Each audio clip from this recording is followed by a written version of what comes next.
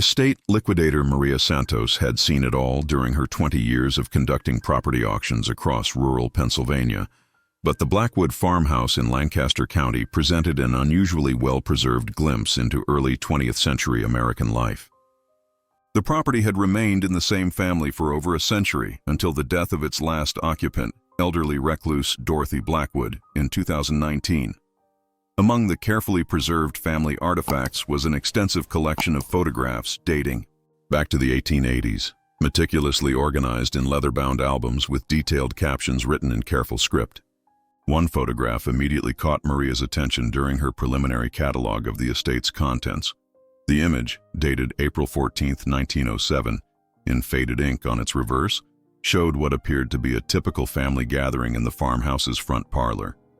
7 family members were arranged in the formal poses characteristic of early 20th century photography. Parents, grandparents, and 3 children ranging in age from approximately 8 to 16 years old. According to the accompanying family documentation, the subjects were identified as the Blackwood clan, celebrating Easter Sunday 1907. The patriarch, Samuel Blackwood, stood prominently behind his seated wife, Eleanor, while his elderly parents occupied chairs on either side. The 3 children, William, Margaret, and young David, were positioned in the foreground according to the rigid conventions of formal family photography. The technical quality of the photograph was excellent, showing the sharp detail and careful composition typical of professional photography from that era. Everything about the image suggested domestic prosperity and family stability, well-dressed subjects, quality furniture, and the kind of formal pose that families commissioned to commemorate special occasions. However, as Maria examined the photograph, more closely using her appraiser's magnifying equipment, something in the background caught her attention. Behind the posed family group, a large ornate mirror on the parlor wall reflected not just the subjects and photographer, but something else that seemed deeply out of place in a cheerful family gathering. The reflection in the mirror appeared to show additional figures that were not visible in the main photograph, positioned in what looked like positions of distress or violence. Under magnification, the ornate parlor mirror revealed details that immediately disturbed Maria's experience. While the foreground showed the Blackwood family in their formal Easter poses, the mirror's reflection captured a completely different scene occurring in the same room, invisible to the camera's direct view, but preserved in the silvered glass. The reflection showed what appeared to be several additional people positioned behind the photographer, their images visible only through the mirror's angle. Most disturbing was that these figures seemed to be in positions suggesting restraint or coercion, hands appearing to be bound, bodies positioned awkwardly as if they were being held against their will. Maria could distinguish at least 3 additional individuals in the mirror's reflection, their faces showing expressions of fear or distress that contrasted starkly with the composed demeanor of the posed Blackwood family. The reflected figures appeared to be dressed in simple working clothes, rather than the formal attire worn by the family members. Most chilling was what appeared to be a 4th figure in the reflection, positioned behind the others in a stance, suggesting authority or control over the bound individuals. This person seemed to be holding something that looked like a weapon or restraining device, though the mirror's reflection made precise identification difficult. Dr. Michael Foster, a specialist in early 20th century photography whom Maria consulted, confirmed that the reflections were authentic elements of the original 1907 photograph. Mirror reflections in period photography often captured details that the primary camera angle couldn't see, Dr. Foster explained. What we're seeing here is optically consistent with genuine reflections from that time period. The discovery raised immediate questions about what had been occurring in the Blackwood parlor during what was supposed to be a joyful family Easter gathering. The contrast between the family's peaceful poses and the apparent violence reflected in the mirror suggested that something terrible had been happening just outside the camera's direct view. The evidence indicated that the Blackwood family had been posing for their Easter portrait while some kind of violent confrontation or captivity situation was occurring in the same room, preserved only in the parlor mirror's unforgiving reflection. Maria's investigation into the Blackwood family revealed a prosperous farming operation that had been among Lancaster County's most successful during the early 1900s. Samuel Blackwood had inherited substantial acreage from his father, and had expanded the family's agricultural enterprises to include grain production, livestock raising, and seasonal labor contracting. Historical records from the Lancaster County Archives showed that the Blackwood farm had employed numerous seasonal workers during planting and harvest periods, drawing laborers from urban areas and immigrant communities throughout Pennsylvania. Contemporary accounts describe the operation as one of the county's largest employers of temporary agricultural workers. However, examination of local newspaper archives revealed troubling patterns in reports about the Blackwood operation.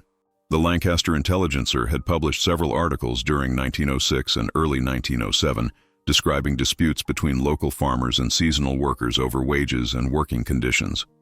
Of particular significance was an article from March 28, 1907, just 2 weeks before the family photograph was taken.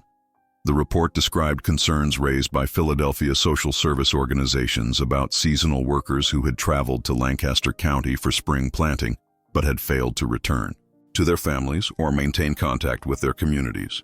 Several families have contacted authorities regarding relatives who accepted seasonal work in Lancaster County but have not been heard from since departing Philadelphia in February, the article stated.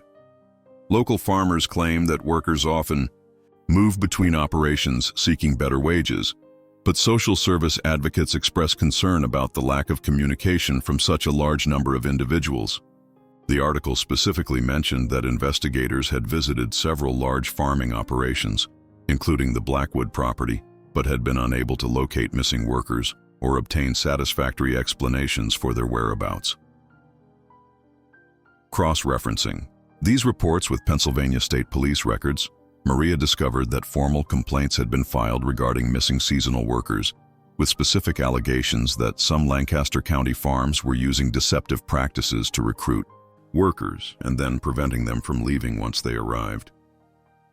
The timing of these investigations, occurring just days before the Blackwood family's Easter portrait, suggested a possible connection between the missing workers and whatever the Mirror had captured during the photography session. Research into Pennsylvania State Police archives revealed a systematic investigation into the disappearance of seasonal agricultural workers during the spring of 1907. The investigation had been prompted by complaints from urban social service organizations and immigrant community leaders who reported that dozens of workers had vanished after accepting employment at Lancaster County farms. Detective Inspector James Murphy's reports, dated March through May 1907, documented a disturbing pattern of deceptive recruiting practices used by certain farming operations. Workers were promised fair wages and reasonable working conditions, but upon arrival found themselves in situations resembling debt bondage or involuntary servitude. Murphy's investigation notes from April 10, 1907, just 4 days before the Blackwood family portrait, described his visit to the family's property. Interviewed Samuel Blackwood regarding missing workers reportedly hired for spring operations. Blackwood claimed workers had departed for other employment, but could provide no documentation of wages paid or forwarding addresses. Property inspection revealed worker quarters in poor condition, suggesting inadequate living arrangements. The detective's report continued. Local residents report unusual activity at Blackwood property during evening hours, including sounds of distress and observation of workers under apparent guard. Blackwood family denied investigators access to certain areas of property, claiming privacy rights and business confidentiality. Most significantly, Murphy's notes from April 12, 1907, described a follow-up visit that had been abruptly terminated. Second inspection of Blackwood property interrupted by family's insistence on privacy for Easter preparations. Observed several individuals on property who appeared to be under restraint, but family claimed these were voluntary workers engaged in seasonal activities. The detective had noted his intention to return after the Easter holiday for a more thorough investigation. But subsequent reports indicated that by the time authorities returned to the property, all evidence of missing workers had disappeared. Murphy's final report, dated April 20, 1907, stated, "Investigation into missing workers at Blackwood property inconclusive due to lack of physical evidence. All individuals previously observed on property have departed, with Blackwood family claiming workers completed their seasonal contracts and moved to other employment." The investigation had been officially closed without resolution, but Murphy's personal notes suggested his belief that serious crimes had been committed and covered up through the family's influence and careful timing. Detailed examination of the April 14, 1907 timeline revealed that the Blackwood family's Easter portrait had been taken at the exact moment when missing seasonal workers were likely being held captive on the property. Cross-referencing Detective Murphy's investigation notes with local church records and community accounts provided a disturbing picture of what had occurred that Sunday. The Easter Sunday service at Lancaster Methodist Church, which the Blackwood D family regularly attended, had been conducted that morning with several family members notably absent. Church records showed that only Eleanor Blackwood and the children had attended services, while Samuel and his father remained at the property, claiming illness in the family required their presence. Neighbor testimony, recorded in Murphy's investigation. Files described unusual activity at the Blackwood farm throughout Easter weekend. Mary Hoffman, who lived on an adjacent property, reported hearing sounds of distress and unusual commotion during Saturday night and Sunday morning, unusual for a family preparing for Easter celebrations. The timing of the family photograph, taken in the early afternoon of April 14th, coincided exactly with the period when Detective Murphy had intended to conduct his follow-up investigation before being deterred by the family's claims of Easter privacy. Local photographer Harold Stevens, who had been commissioned to take the family portrait, left detailed notes about the session in his business records. Stevens noted that the photography session had been unusually tense, with Samuel Blackwood appearing anxious and repeatedly checking the time during the sitting. Mr. Blackwood seemed uncommonly concerned about completing the photography quickly. Stevens wrote in his appointment log, "Family appeared nervous throughout session, and I noted unusual sounds from other areas of the house that seemed to distract the subjects. Session completed in minimal time to accommodate family schedule constraints." Most significantly, Stevens had noted in his personal journal that evening, "Blackwood portrait session today felt unusual. Family seemed on edge, and I observed what appeared to be additional individuals on the property who were not introduced or included in the photography. Circumstances suggested business activities continuing during family gathering. The evidence indicated that the Blackwood family had deliberately scheduled their Easter portrait to provide cover for whatever was happening to the captive workers, using the formal photography session as evidence of normal family activities, while serious crimes were occurring in the same location. Harold Stevens's complete business records, discovered in the attic of his former photography studio, provided crucial details about the circumstances surrounding the Blackwood family portrait. Stevens had maintained meticulous notes about his clients and sessions, including observations that he apparently felt were too sensitive to include in his official appointment logs. Stevens's private journal entry for April 14, 1907, revealed his growing unease about what he had witnessed at the Blackwood property. Today's session at the Blackwood farm proved most disturbing. While setting up equipment, I observed several individuals in working clothes who appeared to be under some form of restraint in areas adjacent to the parlor where the family portrait was to be taken. The photographer's account continued. Samuel Blackwood was insistent that I position my camera and equipment to capture only the family group, specifically requesting that I avoid including background areas in my composition. When I suggested alternative angles that might provide better lighting, Mr. Blackwood became agitated and insisted on the specific positioning he had requested. Most revealing was Stevens's description of what he had observed during the actual photography session. While preparing the family for their pose, I noticed movement in the parlor mirror that reflected areas I could not see directly. The reflection appeared to show additional individuals in positions of distress, with what looked like restraints or bindings visible on their persons. Stevens had recorded his growing alarm as the session progressed.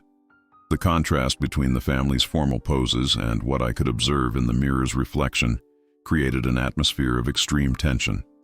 The children appeared nervous, and Mrs. Blackwood seemed uncomfortable, though she maintained her composure for the photograph. The photographer's notes revealed that he had deliberately positioned himself and his equipment to capture the mirror's reflection, suspecting that it might preserve evidence of whatever was occurring outside his direct view. I adjusted my camera angle slightly to ensure the parlor mirror would be included in the composition, believing that its reflection might document activities that Mr. Blackwood was attempting to conceal. Stevens's final observations about the Yo session were particularly damning. Upon completing the photography, I was quickly escorted from the property by Samuel and his father.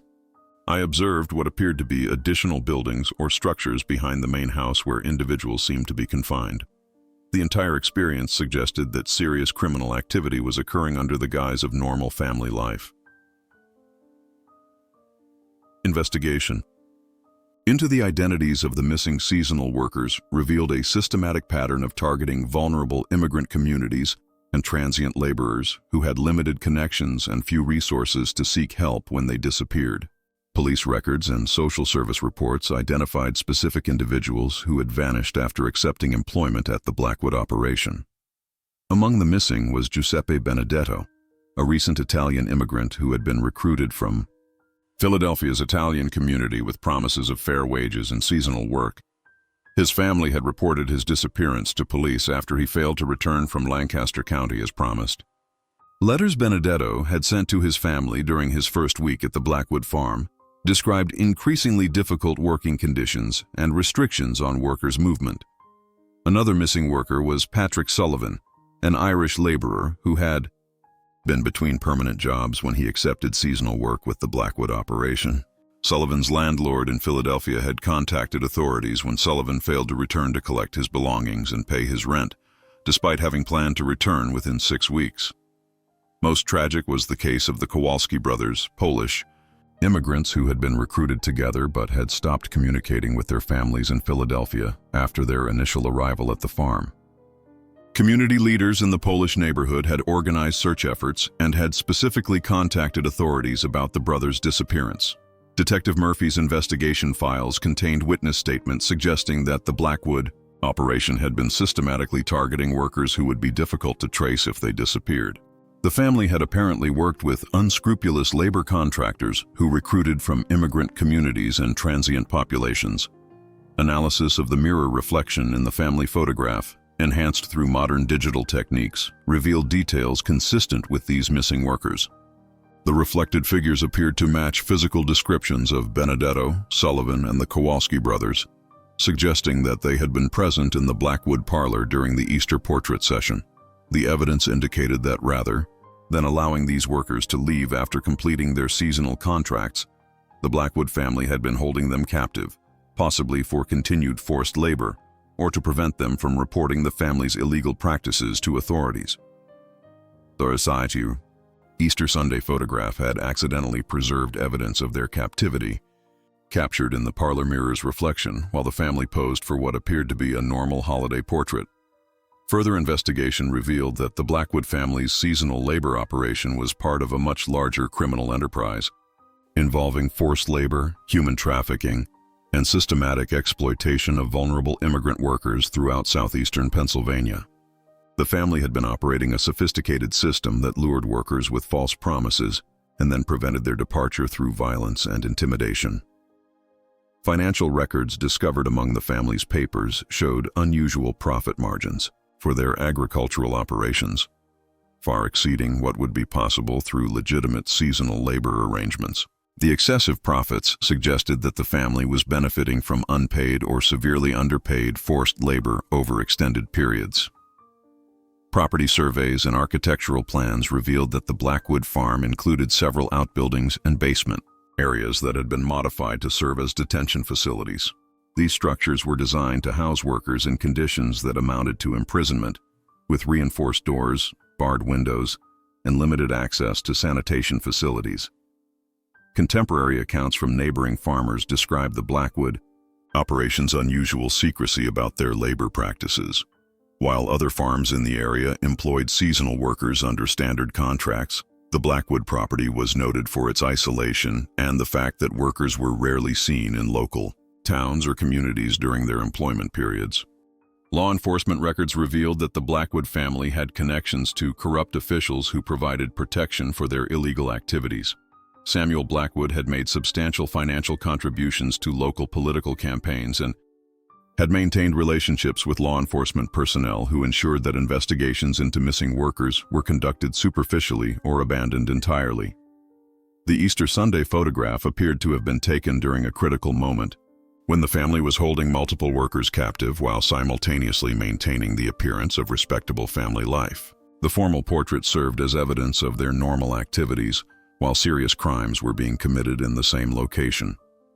Analysis of the mirror reflection suggested that the captive workers had been brought into the parlor specifically to be threatened or intimidated during the family's photography session, demonstrating the family's power and control while creating a permanent record of their dominance over their victims. The photograph that was intended to commemorate a religious holiday had instead preserved evidence of systematic human trafficking and forced labor that had been operating for years under the cover of legitimate agricultural business. Investigation into how the Blackwood family had successfully concealed their crimes and eliminated evidence of the missing workers revealed a carefully planned cover-up operation that had been executed immediately after the Easter Sunday photograph was taken. The family had used their advanced knowledge of the police investigation timeline to systematically destroy evidence and dispose of witnesses.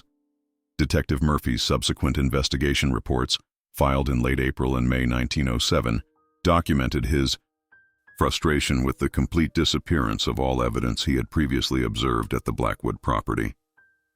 When he returned for his planned follow-up investigation on April 21, 1907, all trace of the missing workers had vanished. Property inspection conducted today revealed no evidence of the individuals previously observed under apparent restraint, Murphy wrote in his April 21st report. Blackwood family claims all seasonal workers completed their contracts and departed for other employment.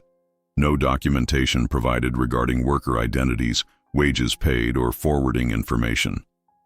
Local newspaper accounts from late April 1907 described unusual activity at the Blackwood farm during the week following Easter, including nighttime movement of wagons and what neighbors described as extensive cleaning operations that continued for several days.